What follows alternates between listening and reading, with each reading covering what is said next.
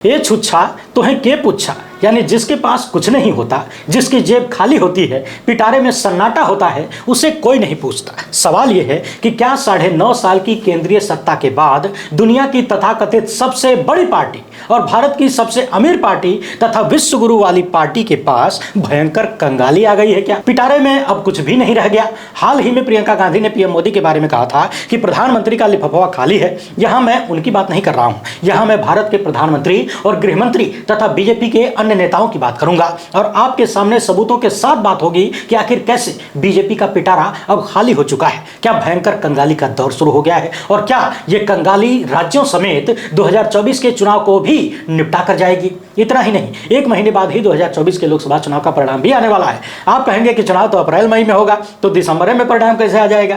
यकीन मानिए, दिसंबर में ही लोकसभा चुनाव का परिणाम भी आने वाला है। कैसे आने वाला है अभी विस्तार से बात करेंगे, मगर उससे पहले आप सभी से अनुरोध है कि वीडियो को लाइक कर दीजिए। फेसबुक पर देख रहे हैं तो हमारे पेज को फॉलो कर लीजिए। यूट्यूब पर सब्सक्राइब करके बगल में वही घंटा है उसे बजा दीजिए। घंटा बजाना जरूरी होता है, तभी वीडियो आपको तुरंत मिलेगी। अच्छा, एक बात बताइए, यदि मैं आपको एक समोसा और 1 चम्मच चटनी दे दूं तब तो आप समोसा आराम से खा लेंगे चटनी के साथ, लेकिन यदि आपको केवल चटनी दे दूं तो क्या होगा?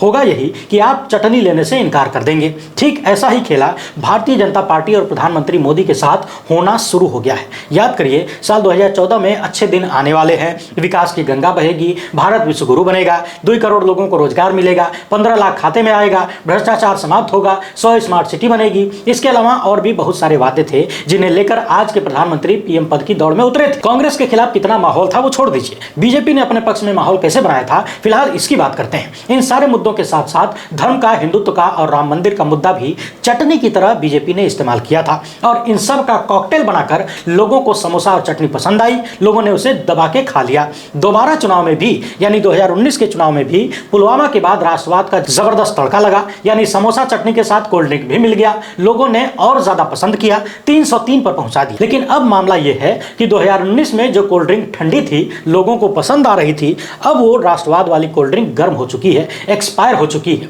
और अब वो नुकसान करने के लिए तैयार है। यानी कि अब अगर पी लिया तो वो उल्टा रिएक्शन कर देगी तथा जनता से जुड़े हुए मुद्दों का जो समोसा था, वो समोसा बीजेपी के हाथों से निकल चुका है, यानी समोसा खत्म हो चुका है। बाकी बची है चटनी, तो खाली चटनी चाटने के लिए शायद अब देश की जनता तैयार नहीं है। और कैसे तैयार नहीं है, हाल फिलहाल के कुछ उदाहरण देख लीजिए। कर्नाटक और हिमाचल के चुनावों को देख लीजिए। कर्नाटक में गौरक्षा से लेकर हिजाब तक और चुनाव खत्म होते होते प्रधानमंत्री ने बजरंगबली को भी चुनावी मैदान में पटक दिया, लगे जय बजरंगबली का नारा लगाने, लेकिन लोगों ने बजरंगबली के नाम पर भी प्रधानमंत्री मोदी को वोट नहीं दिया। तमाम तरीके के दांव पेंच, ईडी, सीबीआई, इनकम टैक्स सब कुछ लगाने के बाद भी कर्नाटक की जनता ने जितनी बुरी तरीके से सफाई कर सकती थी कर दिया। वही हाल हिमाचल में भी देखने को मिला। प्रधानमंत्री फोन करके अपने रूठों को मनाते रहे, लेकिन रूठों ने कह दिया कि निकल लो, नहीं मानेंगे। इससे पहले दिल्ली के चुनाव में भी देखने को मिला था। वहीं दूसरी तरफ कांग्रेस ने जनता के असल मुद्दों पर बात करनी शुरू कर दी है, जैसे महंगाई, बेरोजगारी, जनहित की योजनाएं, कर्जा माफी, पुरानी पेंशन, मुफ्त बिजली, मुफ्त शिक्षा और इसके साथ ही कांग्रेस ने धर्म की चटनी लगाने भी शुरू कर दी है। यानी वही काम जो 2014 में भाजपा कर रही थी,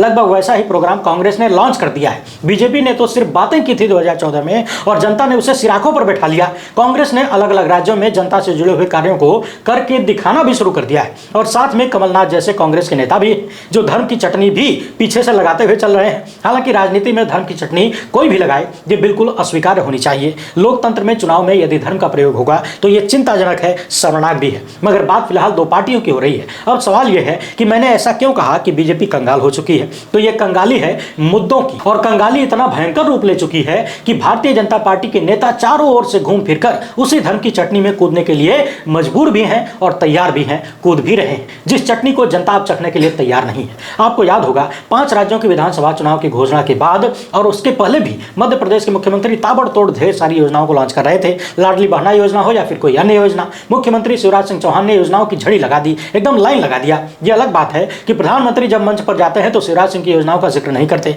लेकिन ऐसा लग रहा है कि देश के गृहमंत्री अमित शाह ये समझ चुके हैं कि शिवराज सिंह के किसी भी योजना का कोई असर जनता के ऊपर नहीं हो रहा है और ये भी समझ चुके हैं कि अब आखिरी दांव एक ही है और वो है राम का नाम। राम का नाम ही है जिसके सहारे बेड़ा पार लगने की थोड़ी बहुत उम्मीद लगाई जा सकती है। लेकिन सवाल यह है कि क्या मध्य प्रदेश समेत अन्य राज्यों की जनता धर्म की चटनी एक बार फिर से चाटेगी अभी 28 अक्टूबर से 3 दिनों के लिए गृहमंत्री अमित शाह मध्य प्रदेश में हैं और इस दौरान मध्य प्रदेश में बहुत सारी जगहों पर राम मंदिर की तस्वीरें, फोटो, पोस्टर लगाकर पूरा पाट दिया गया है और राम मंदिर के पोस्टरों पर एक नारा भी लिखा है कि भव्य राम मंदिर बनकर हो रहा है तैयार, फिर इस बार बीजेपी सरकार। हालांकि राम मंदिर के पोस्टर को लेकर कांग्रेस ने शिकायत भी की है, लेकिन फिलहाल मामला यह है कि जानकारों का यह मानना है कि भले ही जगह जगह पर राम मंदिर के पोस्टर लगा दिए गए हैं, पूरे माहौल को इसी में रंगने की कोशिश है, मगर इसके बावजूद आम जनमानस को तो छोड़ दीजिए, बीजेपी के कार्यकर्ता भी इन चीजों को लेकर उत्साहित नजर नहीं आ रहे हैं। इसके पीछे एक कारण यह भी बताया जा रहा है कि टिकट बंटवारे को लेकर अंदरूनी कलह भयंकर रूप ले चुकी है। ज्यादातर कार्यकर्ता उन्हीं चीजों में उलझे हुए हैं, बटे हुए हैं। इसके पहले भी बीजेपी ने एमके स्टालिन के बेटे के बयान को लेकर तथा महाकाल कॉरिडोर को लेकर और शंकराचार्य की मूर्ति को लेकर अलग अलग माहौल तैयार करने की कोशिश की थी, लेकिन सारे पटाखे फुस होकर बंद हो गए। द वायर पर छपी एक रिपोर्ट के अनुसार राजनीतिक विश्लेषक इस मामले पर 4 कारण बताते हैं कि आखिर क्यों बीजेपी के तमाम प्रयासों के बावजूद भी चुनाव में धर्म और राम मंदिर का मुद्दा जगह नहीं बना पा रहा है। इसमें उन्होंने पहला कारण बताया है कि बेरोजगारी, महंगाई और भ्रष्टाचार जैसे मुद्दे पर बीजेपी के नेता कोई बात ही नहीं कर रहे हैं, जबकि कांग्रेस ने इन्हीं मुद्दों को मजबूती से पकड़ रखा है। दूसरा सबसे बड़ा मामला है विपक्षी गठबंधन इंडिया ने जातीय जनगणना का जो मुद्दा छेड़ दिया है, ये धर्म के मुद्दे पर भारी पड़ गया है। लोग धर्म के मुद्दे पर एक दूसरे से नफरत करने की बजाय जातीय जनगणना पर ध्यान दे रहे हैं ताकि उन्हें उनकी आबादी के हिसाब से हिस्सेदारी मिलने की उम्मीद नजर आए, नया भविष्य नजर आए। तीसरा कारण बताया जा रहा है कि मध्य प्रदेश में मुस्लिम आबादी कम है, जिसकी वजह से माहौल टाइट नहीं हो पा रहा है। और चौथा कारण, जो कि सबसे मजबूत कारण है, इन लोगों ने बताया है, जिस पर हमने पहले भी चर्चा की थी, कि कांग्रेस नेता कमलनाथ धर्म की चटनी उसी तरह से प्रयोग कर रहे हैं जैसे बीजेपी 2014 से लगातार करते आई है, यानी जनता के असल मुद्दों को भी चर्चा में शामिल करते हैं, इसके साथ ही धर्म की चटनी भी चटा देते हैं। शायद यही वजह है कि हाल फिलहाल में मध्य प्रदेश को लेकर जो सर्वे आए हैं, उनमें कांग्रेस और ज्यादा मजबूत होते हुए नजर आ रही है, जबकि बीजेपी कमजोर स्थिति में गिरती हुई नजर आ रही है। अब बात कर लेते हैं कि 1 महीने बाद ही 2024 का चुनाव परिणाम कैसे आ रहा है।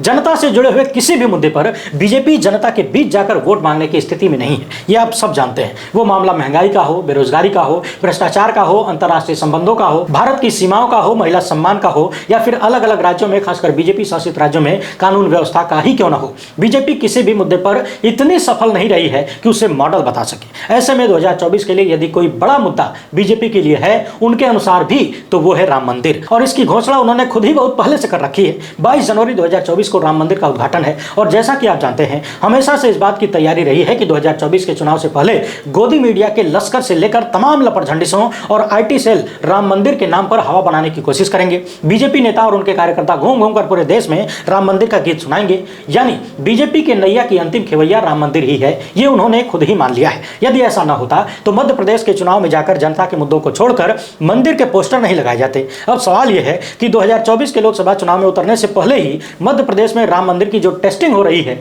यदि वो फेल हो गई तो फिर 2024 में ये मुद्दा कितना काम कर पाएगा, आप खुद ही अंदाजा लगाकर देख लीजिए। यदि मध्य प्रदेश की जनता ने मंदिर के नाम पर वोट नहीं दिया और अपने असल मुद्दों पर वोट दे दिया, तो पूरे देश में संदेश यही जाएगा कि मंदिर बन गया, वो अपनी जगह पर है, हमारे असली मुद्दों का क्या, जो हमारी रोजमर्रा की समस्याएं हैं, उन पर बात कौन करेगा और काम कौन करेगा। धर्म और मंदिर के नाम पर तो हम पिछले कई सालों से वोट देते आ रहे हैं और इन सब के बाद लोग ये भी चर्चा करते हैं कि मंदिर बनाने के लिए उसके नाम पर वोट मांग रहे थे, हमने दे दिया, सुप्रीम कोर्ट ने आदेश दिया, मंदिर बन भी गया, अब हम अपने असल मुद्दों पर वोट देंगे। मंदिर किसी के घर का तो है नहीं कि वो सत्ता में नहीं रहेंगे तो उठाकर लेके चले जाएंगे, मंदिर बन गया तो बना रहेगा। यानी सीधे सीधे आसान भाषा में मामला यह है कि मध्य प्रदेश में चारों तरफ राम मंदिर का फोटो लगाकर वोट मांगने की कोशिश यदि फेल हो गई तो पूरे देश में राम मंदिर के नाम पर कितना वोट मिलेगा, यह दिसंबर में ही तय हो जाएगा। और यदि धर्म के नाम पर यानी राम मंदिर के नाम पर वोट नहीं मिला तो 2024 में बीजेपी किस मुद्दे को लेकर जनता के बीच जाएगी, ये आप सबको पता है। और कोई ऐसा मजबूत मुद्दा ही नहीं है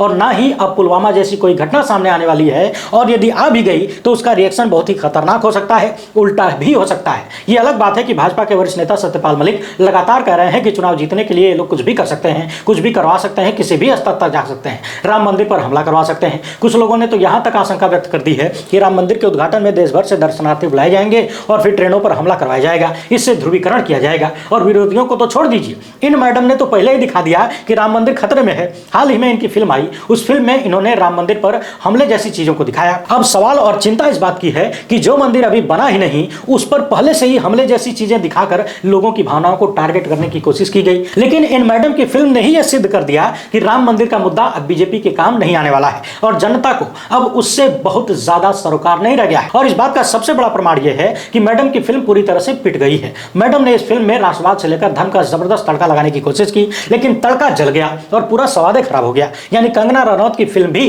कहीं ना कहीं यह सिद्ध कर रही है कि जनता अब इन सारी चीजों को कम पसंद करने लगी है। मनोरंजन के रूप में भी लोग इन चीजों को एक्सेप्ट नहीं कर रहे हैं। वहीं हाल ही में आपने देखा शाहरुख खान की फिल्म जवान आई थी। इस फिल्म में उन्होंने जनता के ही कुछ असल मुद्दों पर चर्चा की थी, लोगों को संदेश भी दिया था और यह फिल्म रिकॉर्ड बनाकर गई। यानी आप शाहरुख खान की फिल्म देख लीजिए, कांग्रेस के चुनाव परिणाम देख लीजिए और दूसरी तरफ कंगना रनौत की फिल्म देख लीजिए और बीजेपी के चुनाव परिणाम देख लीजिए। मामला अब साफ होने लगा है कि जनता के असल मुद्दों पर बात करोगे तो वोट मिलेगा, नहीं करोगे तो बाय बाय टाटा। लेकिन समस्या यह है कि बीजेपी अब बात करने की स्थिति में नहीं है, उसे अपने काम का रिकॉर्ड दिखाना है। बात तो विपक्षी दल करते हैं, लेकिन यहां कहानी उल्टा है। विपक्षी दल बात भी कर रहे हैं और जहां पर उनकी सरकारें हैं वहां पर काम करके दिखा भी रहे हैं, अपना रिपोर्ट कार्ड भी दिखा रहे हैं, जबकि बीजेपी डबल इंजन वाली जगहों पर भी बुरी तरह से फेल होती हुई नजर आई है। बाकी आप सब इस मामले पर क्या सोचते हैं? क्या 2024 में और उससे पहले मध्य प्रदेश में राम मंदिर का मुद्दा बीजेपी को वोट दिलाएगा? अपना जवाब कमेंट बॉक्स में जरूर लिखिएगा। वीडियो को लाइक और शेयर जरूर करें। पहली बार देख रहे हैं तो चैनल को सब्सक्राइब कर लीजिए। हमसे जुड़ने के लिए बहुत बहुत धन्यवाद। चाहें